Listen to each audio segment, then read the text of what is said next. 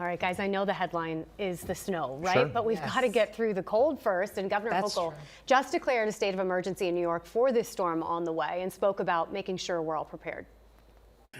Here's the bad news. Temperatures across New York are plummeting. By tomorrow night, we'll be experiencing some of the most dangerous cold we've seen in years. The rest of the state could see upwards of a foot of snow. Now, up to a foot of snow downstate, it could be paralyzing in a dense area like New York City. They have not seen snow totals like this in years. I know you're tough. I know you can handle this. I know you're not worried. But let's just get through this weekend safely and live to tell the stories about it afterward.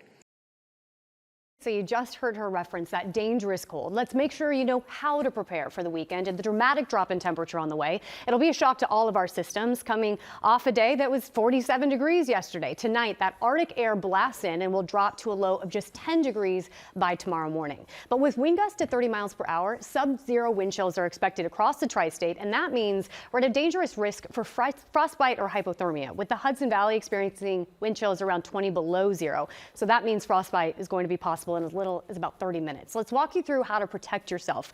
The best option, stay inside. That's what New York City's mayor just told us. But if you have to be out, I know a lot of us have a walking commute or you have to run to the grocery store. This is what you got to do. It might sound strange, but wear loose clothing. Obviously, you want a layer, right? 2 or 3 layers best, but you don't want the layers to be too tight because the body heat that's actually trapped between the loose layers helps to insulate you. The parts of your body with the weakest circulation are most at risk for frostbite. Think fingers, toes, nose, ears. So keep gloves, hats, and socks on and make sure that they're dry. Wet clothing really saps the body heat much faster than dry. And that's something to keep in mind if the kids are heading out on Sunday wanting to enjoy the snow. If their gloves are wet, if their coats and their pants are wet, the hypothermia or the frostbite can be much more significant of a risk. Now, preparations are already underway for the roads for the snow coming on Sunday, and you can be preparing now too. One of the big concerns is what happens if the power goes out, right? So plan an emergency bag.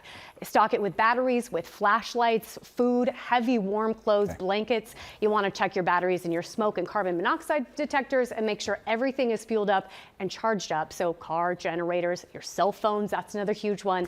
And finally, even if your power goes out, try not to travel unless it's an emergency. That is what we keep hearing, right? Just limit that time outside. Make sure to try to make it a little bit easier on these crews, Sam, that are going to be out trying to keep us all safe.